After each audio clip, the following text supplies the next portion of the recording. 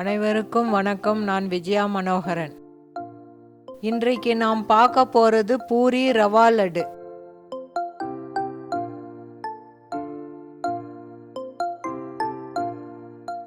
ஒரு பவுலில் 500 கிராம் கோதுமை மாவு, ஒரு சிட்டிகை சால்ட்டு போட்டு நல்லா மிக்ஸ் பண்ணுங்க. ஒரு டீஸ்பூன் எண்ணெய் விட்டு நல்லா பிசைஞ்சிட்டு ஒரு அரை மணி நேரம் அப்படியே மூடி வச்சுருங்க.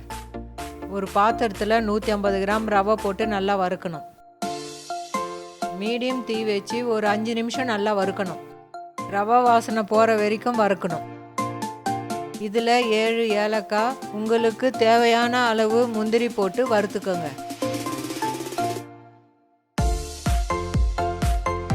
இது ஒரு 7 நிமிஷம் நல்லா வறுக்கணும்.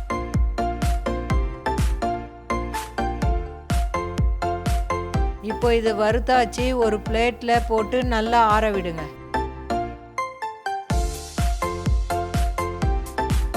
ஆற விட்ட உடனே நல்லா ஒரு மிக்சியில் போட்டு அரைக்கணும்.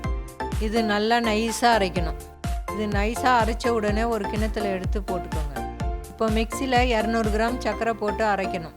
நல்லா நைஸாக அரைச்ச உடனே ஒரு கிண்ணத்தில் போட்டுக்கோங்க. இப்போ பூரி பண்ண ஆரம்பிக்கலாம். பூரி திக்காக இல்லாமல் மெலிசாக தேய்ங்க. இந்த 500 கிராம் மாவில் 21 பூரி வரும். கடாயில் ஒரு 150 ml எண்ணெய் விடுங்க. இப்போ பூரி போட ஆரம்பிங்க. இந்த லட்டுக்கு நல்லா 2 பக்கமும் செவக்கணும். பூரி எண்ணெயில் நல்லா திருப்பி போட்டுட்டே இருங்க. நல்லா ப்ரௌன் கலராக ஆகணும். இந்த பூரி நல்லா அப்பளம் மாதிரி மொரமொரன்னு இருக்கணும். இப்போ 21 பூரி ரெடி ஆயிடுச்சு. இப்போ எல்லா பூரியும் கட் பண்ணிக்கோங்க. எல்லா பூரியும் கொஞ்சம் கொஞ்சமாக மிக்ஸில் போட்டு அரைச்சிக்கோங்க. இந்த பூரி நல்லா நைஸாக அரைக்கணும். இப்போ பூரி அரைச்சாச்சு.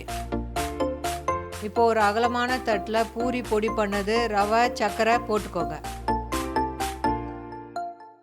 இப்போ கையில் நல்லா மிக்ஸ் பண்ணிக்கோங்க. இது கூட ஒரு 50 ml காய்ச்சின நெய் விடுங்க.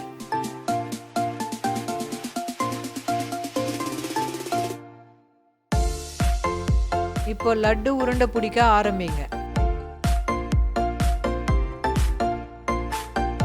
இந்த லட்டு நீங்கள் ஒரு வாரத்துக்கு வச்சு சாப்பிட்லாம். நீங்கள் எல்லாம் செஞ்சு ரெடியாக வச்சுக்கிட்டிங்கன்னா இந்த லட்டு செய்ய 45 நிமிஷம்தான் ஆகும். இப்போ லட்டு உருண்டை பிடிச்சாச்சு. நீங்கள் வீட்டில் ட்ரை பண்ணி பாருங்கள். உங்களுக்கு ரொம்ப பிடிக்கும். மீண்டும் சந்திப்போம். நன்றி, வணக்கம்.